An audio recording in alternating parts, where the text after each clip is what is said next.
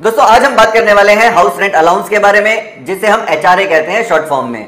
अगर आप salaried employee हैं तो आपने अपने सैलरी स्ट्रक्चर में देखा होगा एक एचआरए का कंपोनेंट होता है जिसपे आप कर सकते हैं टैक्स डिडक्शन क्लेम, यानी कि उस पोर्शन को आप अपनी इनकम में से घटा सकते हैं जिसके ऊपर टैक्स नहीं लगेगा। लेकिन ये कितना पोर्शन घटा सकते हैं, इसमें लोगों को कंफ्यूजन होता है, तो वो कैलकुलेशन मैं इस वीडियो में जरूर एक्सप्लेन करूंगा। इसके अलावा अगर आप सैलरीड एम्प्लॉय नहीं भी हैं, आप खुद का कुछ काम करते हैं और आप हाउस रेंट पे कर सकते हैं, तो आप कितना टैक्स डिडक्शन क्लेम कर सकते हैं ये भी हम देखेंगे। इसके अलावा कई लोगों की क्वेरी होती है कि एचआरए और होम लोन दोनों पे हम क्या टैक्स डिडक्शन साइमल्टेनियसली ले सकते हैं? बिल्कुल ले सकते हैं। वो कैसे ले सकते हैं उसकी भी हम बात करेंगे। फिर कई बार लोगों की क्वेरी आती है कि हम अपने पेरेंट्स के घर में रहते हैं, क्या हम अपने पेरेंट्स को रेंट पे कर सकते हैं और साथ में अपना एचआरए का डिडक्शन क्लेम कर सकते हैं? तो इन सारी क्वेरीज का मैं आंसर करने की कोशिश करूंगा इस वीडियो में। आप इस वीडियो में बने रहिए।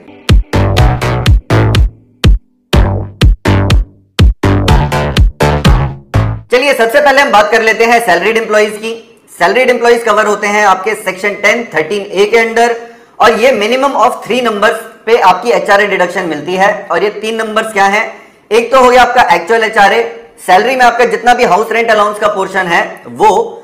दूसरा नंबर आपको कैलकुलेट करना होगा आपकी बेसिक सैलरी के ऊपर। अगर आप किसी मेट्रो सिटी में रहते हैं, यानी कि मुंबई, दिल्ली, कोलकाता या चेन्नई, तो आप 50% कैलकुलेट करेंगे अपनी बेसिक सैलरी का। अगर आप किसी नॉन मेट्रो सिटी में रहते हैं, यानी कि इन 4 सिटीज के अलावा किसी सिटी में रहते हैं, तो आप 40% ऑफ बेसिक कैलकुलेट करेंगे। ये एक नंबर आ जाएगा आपके पास। और अगर आप गवर्नमेंट एम्प्लॉई हैं तो आप इस बेसिक के अंदर अपना डियरनेस अलाउंस भी ऐड कर देंगे, उसका आप 50% ले लेंगे या फिर 40% ले लेंगे। तो आपके पास अब ये 2 नंबर्स आ चुके हैं। तीसरा नंबर होगा आपका रेंट माइनस 10% ऑफ बेसिक। तो जितना भी आप रेंट पे कर रहे हैं उसमें से आप अपना 10% बेसिक का माइनस कर देंगे। और यहां पे भी बेसिक प्लस डीए, अगर आप गवर्नमेंट एम्प्लॉय हैं तो साथ में अपना डीए भी ऐड कर देंगे। तो ये वाले जब 3 नंबर्स आपके पास आ जाएंगे, इन तीनों में से जो भी मिनिमम होगा उसके ऊपर आपको हाउस रेंट अलाउंस पे डिडक्शन मिल जाएगा। इसको हम एक एग्जांपल से समझ लेते हैं। मान लीजिए किसी की सैलरी लेट से 60,000 पर मंथ है, उसमें से बेसिक का जो पोर्शन है, बेसिक प्लस डीए का मैं पोर्शन मान के चल रहा हूं, लेट से 20,000 पर मंथ का है। एचआरए मान लेते हैं 12,000 रुपए का है, और मान लीजिए इस पर्सन का रेंट है 15,000 पर मंथ का। तो अब हम ये तीनों ही कैलकुलेशन करके देख लेते हैं। एक्चुअल एचआरए कितना हो गया यहाँ पे? ये हो गया 12,000। उसके बाद मान लेते हैं मेट्रो सिटी में, दिल्ली या मुंबई जैसी सिटी में कोई ये रहता है पर्सन, तो 50% ऑफ बेसिक मान लेते हैं। तो बेसिक यहाँ पे है 20,000, तो इसका 50% कितना हो गया? ये हो गया 10,000। तो ये हो गया हमारा सेकेंड नंबर। थर्ड नंबर हो गया हमारा रेंट, यानी कि 15,000। 15,000 माइनस कितना हो गया? बेसिक हो गया 20,000 का 10% कितना हुआ? 2,000। तो 12 में से हम 2,000 घटा देंगे। ये वाला नंबर हमारे पास आ गया 13,000 का। अब देखिए हमारे पास ये 3 नंबर है, 13,000, 10,000 और 12,000। तो इसमें से मिनिमम कौन सा है? नेचुरली 10,000 मिनिमम है, तो इस पे हमें एचआरए डिडक्शन मिल जाएगा। तो ये होती है एक सिंपल सी कैलकुलेशन। इन तीनों नंबर में से जो भी मिनिमम होगा उस पे आपको एचआरए डिडक्शन मिल जाएगा। अब ये 10,000 एक्चुअली पर मंथ है, तो इसको आप 12 से भी मल्टीप्लाई करेंगे तो ये टोटल आपको कितने पे डिडक्शन मिलेगा? साल में 1,20,000 पे आपको एक्चुअली डिडक्शन मिलेगा। तो सिमिलरली आप ये जब 3 नंबर अपनी सैलरी के लिए कैलकुलेट कर लेंगे तो आपको आइडिया लग जाएगा कि आपको एचआरए डिडक्शन कितने पे मिलना है। तो ये तो बात कर ली हमने सैलरीड एम्प्लॉइज की, जिनके सैलरी स्ट्रक्चर में एचआरए का कंपोनेंट होता है।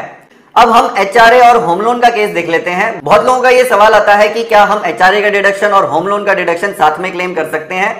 डेफिनेटली हो सकता है। आप लेट से आपका मकान है मुंबई में और आप काम कर रहे हैं दिल्ली में, और आप दिल्ली में हो सकता है रेंट पे रह रहे हो, तो ऑब्वियस सी बात है कि आप दोनों का ही क्लेम कर सकते हैं। ऐसे केस में आप क्या क्या डिडक्शन क्लेम कर सकते हैं? पहला तो एचआरए का आप डिडक्शन क्लेम कर सकते हैं, सेक्शन 10 13A की जो हमने बात करी, या फिर हमने सेक्शन 80GG की भी जो बात करी थी सैलरीड और नॉन सैलरीड के लिए, तो मैं यहाँ पे सेक्शन 80GG भी लिख देता हूं। तो इसके अंदर आप अपना एचआरए डिडक्शन तो क्लेम कर ही सकते हैं। साथ में मान लीजिए आपका होम लोन चल रहा है, जो भी आपने घर खरीदा हुआ है दूसरे सिटी में, उसके प्रिंसिपल पे भी आप क्लेम कर सकते हैं, और ये कवर होता है आपका सेक्शन 80C में। सेक्शन 80C के अंदर बहुत सारे इन्वेस्टमेंट्स कवर होते हैं, और सेक्शन 80C की ओवरऑल लिमिट होती है 1.5 लाख पर एनम की। तो अगर आपने 80C के अंदर लेट से 50,000 की ऑलरेडी कोई और इन्वेस्टमेंट कर रखी है, तो आप अपना होम लोन का प्रिंसिपल पे 1 लाख तक का डिडक्शन क्लेम कर पाएंगे। इसके अलावा होम लोन के इंटरेस्ट पे भी आप डिडक्शन क्लेम कर सकते हैं। सेक्शन 24 के अंदर अगर आपकी सेल्फ ऑक्यूपाइड प्रॉपर्टी है तो आपका इंटरेस्ट आप 2 लाख तक का उसमें दिखा सकते हैं। और अगर आपका लॉस फ्रॉम प्रॉपर्टी है, मान लीजिए आपने लेट आउट कर रखी है, आपने रेंट पे दे रखी है अपनी प्रॉपर्टी, तो भी उस केस में लॉस फ्रॉम प्रॉपर्टी की लिमिट 2 लाख तक की होती है पर एनम। तो ये होम लोन का इंटरेस्ट भी आपका टैक्स डिडक्शन में क्लेम हो जाता है। इसके अलावा इस साल सेक्शन 80 EEA भी इंट्रोड्यूस करा गया है। अफोर्डेबल हाउसिंग के अंदर अगर आप 45 लाख तक का कोई मकान खरीदते हैं और उसके लिए होम लोन लेते हैं तो एडिशनल 1.5 लाख तक के इंटरेस्ट पे आप डिडक्शन क्लेम कर सकते हैं। तो दोनों का अगर हम मिला लें तो 2 लाख प्लस 1.5 लाख एक्चुअली 3.5 लाख हो जाता है। तो अगर आप इस साल कोई प्रॉपर्टी खरीदने का प्लान कर रहे हैं तो आप 3.5 लाख तक की इंटरेस्ट की डिडक्शन क्लेम कर पाएंगे। अब ये होम लोन का जो टैक्स बेनिफिट है ये मैं डिटेल में एक दूसरे वीडियो में जरूर बनाऊंगा। अब हम चलते हैं अपनी नेक्स्ट क्वेरी की तरफ। काफी लोग पूछते हैं कि क्या हम अपने पेरेंट्स को रेंट पे कर सकते हैं। डेफिनेटली आप रेंट पे कर सकते हैं अपने फादर या मदर को, लेकिन आप एक्चुअली एक ट्रांजैक्शन जरूर कीजिए। आपको अपने पास एक प्रूफ रखना जरूरी है और ये ट्रांजैक्शन जब आप ऑटोमेटिकली करेंगे हर महीने उनके अकाउंट में रिफ्लेक्ट होंगी, वो उनकी इनकम के अंदर रिफ्लेक्ट होंगी। तो उनका ITR भी आपको फाइल जरूर करना चाहिए। आपको अपनी रेंट रिसीट्स रेडी रखनी चाहिए। अपने फादर या मदर से रेंट रिसीट ले लीजिए और साथ में उनका ITR फाइल कर दीजिए। रेंटल इनकम इंक्लूड कर दीजिए उनकी टोटल इनकम जितनी भी आती है। अब देखिए, हो सकता है आप 30% टैक्स ब्रैकेट में हो और लेट से आपकी जो पेरेंटल प्रॉपर्टी है आपकी मदर के नाम पे है, हो सकता है वो हाउसवाइफ हो, तो आप उनको रेंट पे कर सकते हैं। और आज की डेट में तो 5 लाख तक की इनकम पे कोई टैक्स ही नहीं है, तो डेफिनेटली वो वाला सारा टैक्स आपका बच जाएगा। ये बिल्कुल लीगल तरीका है, बहुत लोग इसको करते भी हैं। लेकिन आप यहाँ पे एक बात का ख्याल और रखिएगा, आप अपने फादर या मदर को तो रेंट पे कर सकते हैं डेफिनेटली, लेकिन आप अपने स्पाउस यानी कि हस्बैंड या वाइफ को रेंट पे नहीं कर सकते हैं और उस पर आप अपना HRA डिडक्शन क्लेम नहीं कर सकते हैं। आई होप यहाँ पे आपकी ये क्वेरी रिजॉल्व हो गई होगी। इसके अलावा मैं आपको कुछ इंपॉर्टेंट पॉइंट्स और बता देता हूँ हाउस रेंट अलाउंस से रिलेटेड। अगर आपका एनुअल रेंट 1 लाख से ज्यादा है तो आपको लैंडलॉर्ड का पैन देना होता है, और बाई चांस लैंडलॉर्ड के पास पैन नहीं है तो लैंडलॉर्ड से आपको एक डिक्लेरेशन लेके देनी पड़ेगी। रेंट रिसीट्स अगर आपने बाई चांस नहीं सबमिट करी हैं अपनी कंपनी के अंदर, अगर आप भूल गए किसी वजह से, तो भी आप अपना ये रेंट यानी कि HRA का डिडक्शन डेफिनेटली क्लेम कर सकते हैं। जब आप अपने ITR फाइल करेंगे उस साल के लिए तो आप डेफिनेटली ये जितना भी आपका रेंट है उसे आप HRA डिडक्शन की फॉर्म में क्लेम कर सकते हैं। और हो सकता है आपके कंपनी में अगर आपने रेंट रिसीट ना दी हो तो उन्होंने आपका टैक्स काट लिया हो, तो ऐसे केस में भी आप जब अपने ITR फाइल करेंगे तो आपका जितना भी टैक्स का रिटर्न बनेगा वो आपको वापस मिल जाएगा।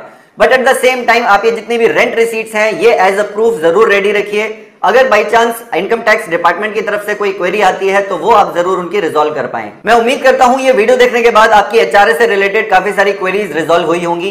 तो अगर आपको ये वीडियो अच्छा लगा तो इसको लाइक और शेयर जरूर कीजिए अपने फ्रेंड्स और फैमिली मेंबर्स के साथ। हो सकता है उनकी भी कुछ क्वेरीज हो और उनको भी डेफिनेटली फायदा जरूर मिलेगा ये वीडियो देखने के बाद। टैक्स की डेफिनेटली कुछ ना कुछ बचत होगी। अगर आपके कुछ कमेंट्स हैं इस वीडियो से रिलेटेड या चैनल से रिलेटेड तो आप नीचे कमेंट सेक्शन में कर सकते हैं।